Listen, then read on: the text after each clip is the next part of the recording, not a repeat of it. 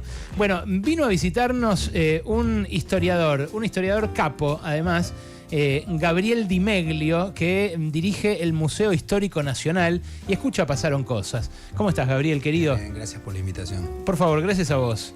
Vos es que en fechas como esta, ayer 25 de mayo, uno se pregunta por la argentinidad. Y en realidad aquello que pasó en 1810 todavía estaba muy lejos de la argentinidad, ¿no? Estaba, pero después se va a convertir en el mito de origen, ¿no? Es decir, lo vamos a tomar como el punto de partida. Y yo siempre digo, me parece que pocas cosas se discuten poco en Argentina y una es el 25 de mayo. Es decir, nadie está en contra, ni la derecha ni la izquierda, ni el peronismo, el antiperonismo, liberales, católicos, todos coinciden en una reivindicación. Es decir, lo único quizá, junto a la independencia, que es aglutinante en un país donde todo está en discusión. Entonces, en ese sentido sigue siendo un cemento fuerte, no más allá de que se dispute tanto. Y siempre todos los gobiernos intentan hacer algo, ¿no? El año pasado Milei con el Pacto de Mayo, es decir, tienen un valor simbólico tremendo. Todavía las canchas de fútbol, los sindicatos se creaban en el 25 de mayo. Es una fecha que tiene una cosa muy fuerte, insisto, en un país donde todo lo demás entra en discusión. Hasta la empanada, ¿no? Hasta la empanada, bueno, pero la empanada es un tema complejo, literalmente. Gaby, la decisión de ubicar en ese 25 de mayo de 1810 el mito fundante, el amalgama de nuestra patria, ¿fue tomada en qué momento? Mira, ya en abril de 1811 se empieza a preparar el festejo que se hace el 25 de mayo del 11. Se hace en Buenos Aires, pero también se festeja en Salta y en todos los lugares donde haya adhesión a la Junta de Buenos Aires. Y está ese mismo día, Castelli reúne a las comunidades indígenas en el sitio arqueológico de Tiahuanaco para decirle, ahora somos todos iguales, ¿no? Es decir, que solo nos separa el mérito y no el nacimiento y todo eso, que es un momento de lo más lindo de la Revolución. Y ya desde entonces resonó mucho. Incluso, a ver, Uruguay lo festejó hasta la década del 30 del siglo XX, el 25 de mayo, porque también lo tomó como una fecha inicial, digamos, como la independencia del Río de la Plata, ¿no? Entonces es una fecha que se convirtió en mito durante la propia revolución. Eso es interesante y por eso creo yo es tan fuerte, ¿no? No sabía lo de Uruguay. O sea, tuvieron como una fecha semipatria. Sí. Porque bueno, también, digamos, al principio la banda oriental adhiere a la Junta de Buenos Aires cuando empieza su rebelión, ¿no? De donde sale Artigas. Claro. Y durante mucho tiempo fue una fecha fundante también. Sí, después no, porque bueno, fue reemplazada por otros feriados. Mira, y esto que decís de Castelli, Castelli es una de las figuras quizás menos ensalzadas o menos destacadas de esa primera junta y de todo ese movimiento. Me imagino yo por sus ideas, ¿no?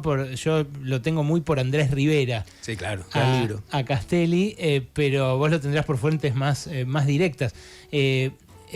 ¿Tuvo un carácter igualitarista esa revolución?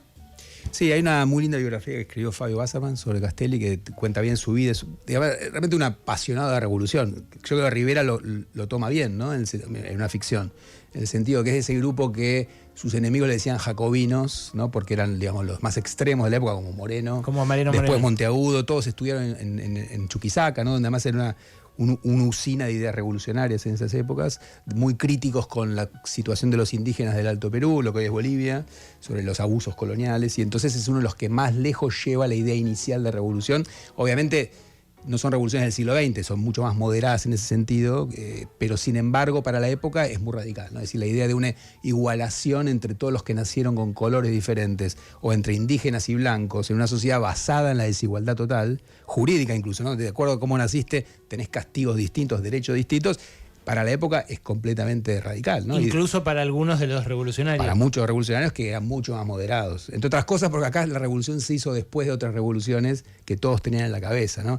La de Tupac Amaru justamente, y Tupac Katari en los Andes, la de Haití, que había sido una gran rebelión de esclavos, la Revolución Francesa que había llevado al terror, todo eso fue un factor que moderó a muchos revolucionarios, incluso los más radicales tenían un poco de miedo de que las cosas se les vayan de las manos, como suele pasar en las revoluciones. El libro del que estoy hablando yo, que es el del cual saqué todo lo que sé sobre Castelli, es La revolución es un sueño eterno, de Andrés Rivera, pero como bien destaca acá el historiador, es una ficción. El tuyo, el que recomendaste vos, ¿cómo se titula? ¿De vuelta? Es Juan José Castelli, es la biografía de Castelli que salió en una colección de biografías que hizo Fabio Wasserman y que, bueno, justamente reconstruye bien la vida, ¿no? Porque no había tantas biografías, hay otros personajes más biografiados. Castelli no tanto, ¿no? Bien. Pero yo recomiendo mucho la lectura de Rivera porque entiende el tono de Castelli, ¿no? Es decir, cuál era la pasión revolucionaria ahí. ¿Hay algo de lo argentino en ese igualitarismo? ¿Vos encontrás un gen nuestro en eso que hizo Castelli con los pueblos originarios?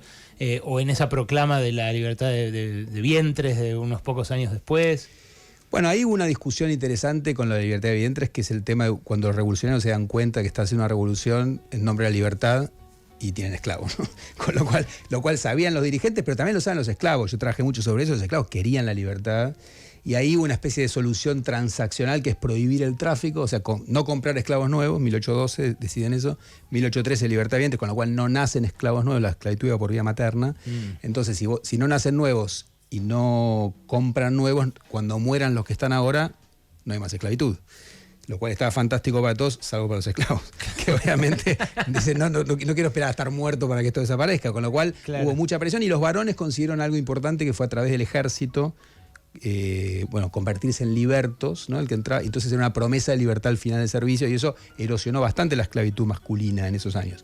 Ahora, obviamente de la revolución vienen varios principios igualitarios y también en el hecho de que, además de los esclavos, la participación de indígenas o del bajo pueblo en general, de los paisanos, de los plebeyos de las ciudades, fue muy importante en la revolución y le dio un tono, si no igualitario, sí por lo menos de que varias demandas populares tuvieron que empezar a incorporarse en la política y muchos dirigentes de las décadas siguientes fueron dirigentes populares en el sentido de tener que incorporar a su agenda, digamos, algunos reclamos de este bajo pueblo, ¿no? Estamos hablando con Gabriel Di Meglio, que es director del Museo Histórico Nacional, especialista en la Revolución de Mayo y en la historia argentina del siglo XIX. Y un poco estamos hablando de historia, pero un poco estamos hablando de hoy también, ¿no? Como siempre. Claro, siempre que hablo con un historiador me pasa esto.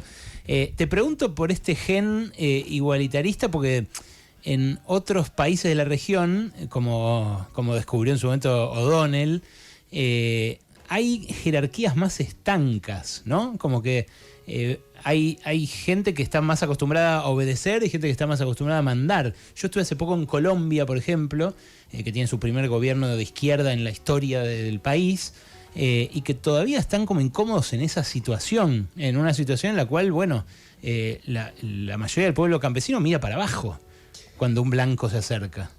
No, ciertamente, si bien los dueños del poder siempre intentaron en todos lados, ¿no?, mantener jerarquías, las jerarquías quizá coloniales acá no eran tan fuertes como en otros espacios americanos, aunque yo siempre digo, la historia colonial es importante en Argentina porque el sistema de castas nos dejó un racismo que existe hasta hoy, ¿no? Es decir, esa marca está, quizá más licuada o menos fuerte en otros lugares, pero la revolución nos dejó sí un cierto plebeyismo presente que es preperonista, preradical, ¿no? Es decir, que el siglo XIX lo tiene muy marcado, ¿no?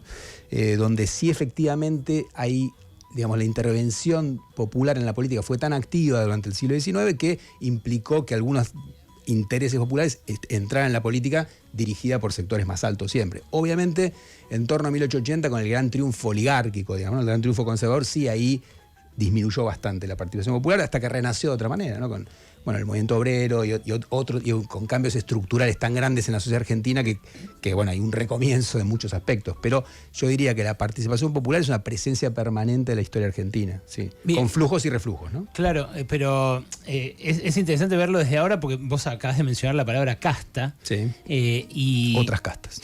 Claro, sí. Pero fíjate, quienes hoy enarbolan el concepto de casta son quienes de algún modo están haciendo la sociedad más desigual. Sí, sin duda. ¿No? Sí, porque hay un uso inteligente de la palabra en el sentido de estigmatizar a un grupo en particular que no tiene que ver con con la idea de diferencia en función del nacimiento. Aún así, lo interesante es cómo este proyecto actual logró cierta unanimidad entre grupos sociales diversos, ¿no?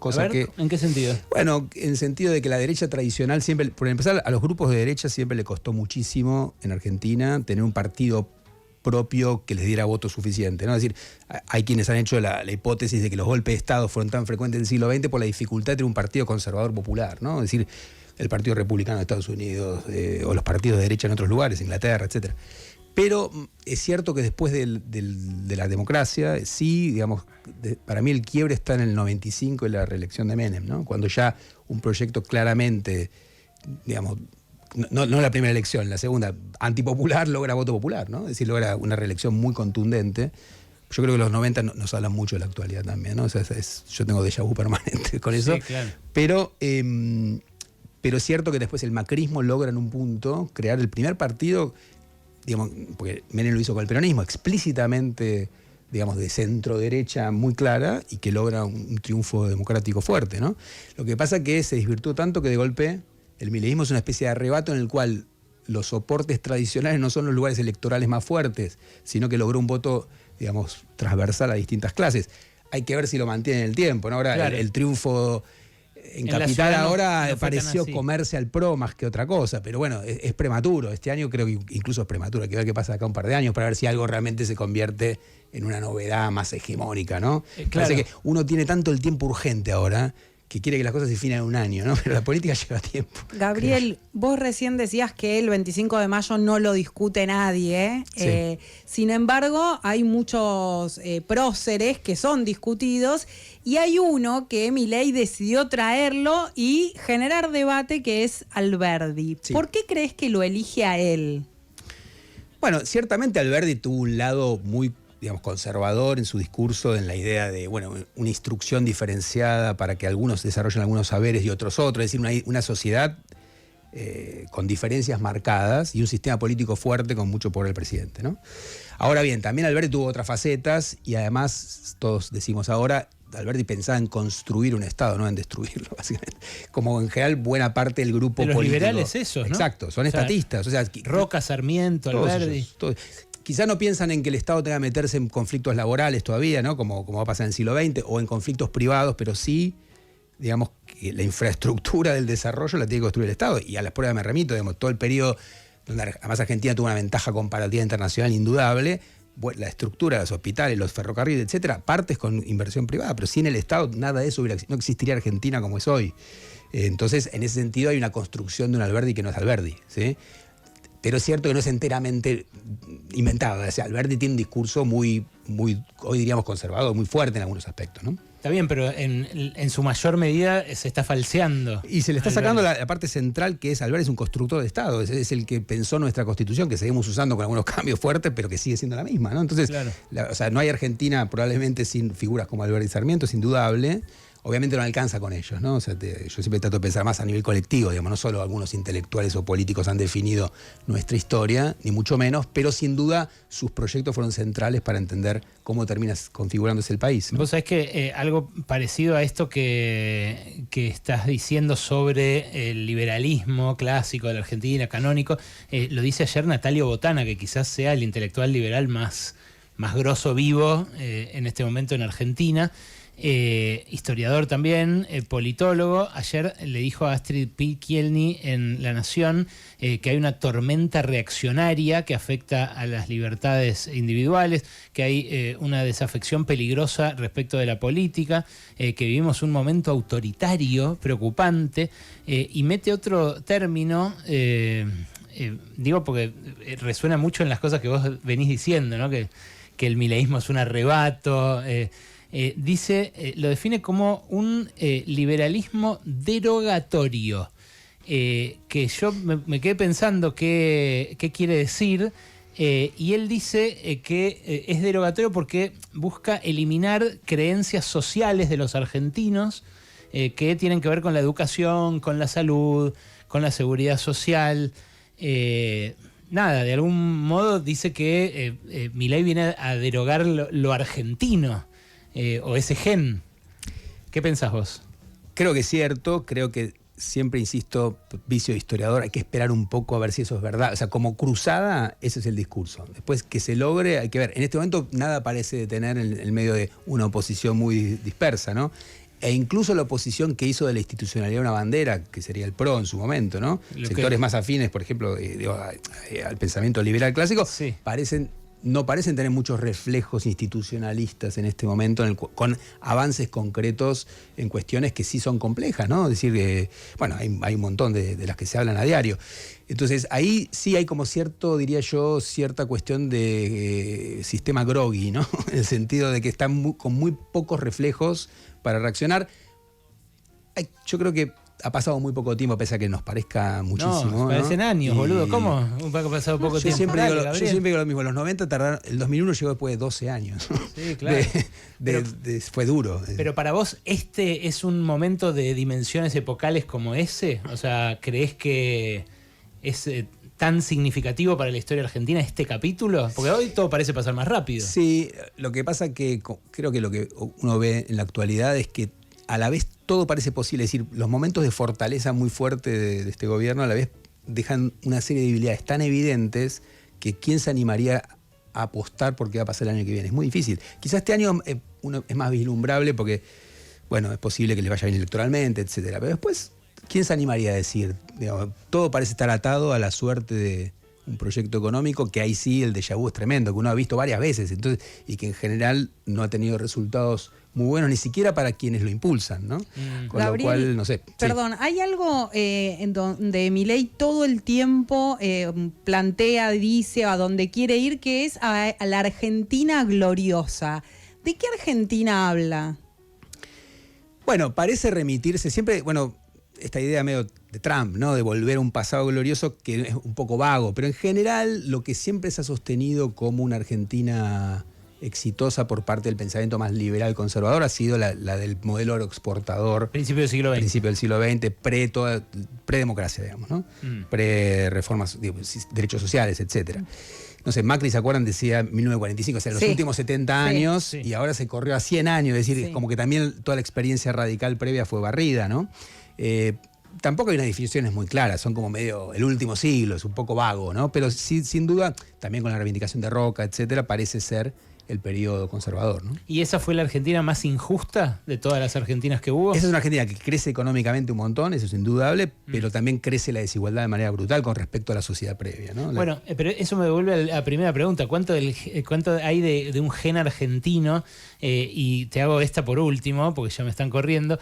En comparación con otros países. Ayer uno lo escuchaba a García Cuerva, al arzobispo de Buenos Aires, hablar de la argentinidad, o la escuchaba a Lali, incluso desde otro lugar, también hablar de no ser soretes, y parece flotar como una idea de que los argentinos somos buenos, en comparación quizás con otros latinoamericanos. Uno mira nuestra historia de genocidios, de crímenes de lesa humanidad, de grandes oscuridades, y duda, pero a la vez quiere creer que sí. ¿Qué pensás vos? Sí, sin caer en algo de somos en esencia buenos o esta idea de que es un país combativo y que siempre que en parte es real, pero esas cosas pueden tener, insisto, flujos y reflujos. Sí es cierto que en comparación regional ha sido un país menos jerárquico, sobre todo, ¿no? Y con más desafíos a ciertos proyectos, en parte por los fracasos también de los grupos dominantes en imponer sus modelos, que en buena medida es por resistencias populares, ¿sí? Claro, o sea, es una especie de círculo ahí. Claro. Puede valer para Uruguay lo que digo también, ¿no? Pero es cierto que desde el inicio no tiene el nivel de jerarquía fuerte que tienen otros países de región, donde las diferencias, por ejemplo, con la población indígena han sido mucho más marcadas o con la población campesina. Aún así, tampoco creo que hay que hacer una historia heroica de una Argentina Carpani, digo yo, de los pósters de obreros musculosos que resisten, porque también existió en 1995, ¿no? Es decir, entonces hay que ver. Creo que ahí los historiadores nos ponemos en el famoso es más complejo, hay que empezar a indagar en cada momento. Sí. Algo de lo que se dice me parece que está bien, no todo. Existió 1995 y existe 2025. Y, por ejemplo, existió 2023, existió 2016. Gaby, gracias por venir, loco. No, gracias a usted. Gabriel Di Meglio, director del Museo Histórico Nacional, historiador, acá, en Pasaron Cosas. Pasaron cosas. Pasaron cosas. De 14 a 17. Con Alejandro Berkovich.